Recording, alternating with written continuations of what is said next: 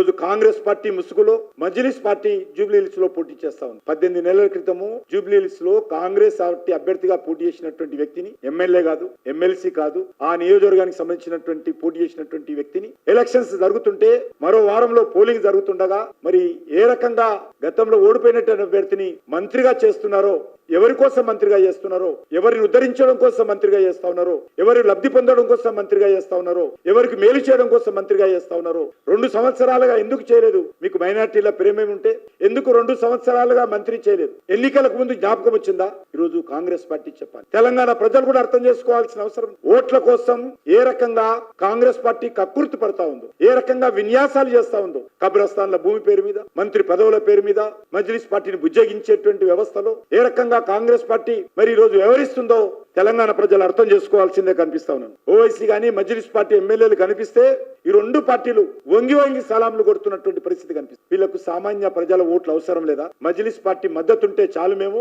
తెలంగాణలో రాజ్యాధికారం చెలాయిస్తాం ఇదే విధంగా అనేటువంటి ఆలోచనతో ఉన్నారు. కాబట్టి ప్రజలు ఆలోచన చేయాల్సిన అవసరం ఉంది. మజ్లిస్ పార్టీ మద్దతు కోసం కుహాన లౌకికవాదంతో, బుజ్జగింపు రాజకీయాలతో ఎంతకైనా ఈరోజు కాంగ్రెస్ పార్టీ, బీఆర్ఎస్ పార్టీ తెగించే విధంగా వ్యవహారం చేస్తున్నాయి.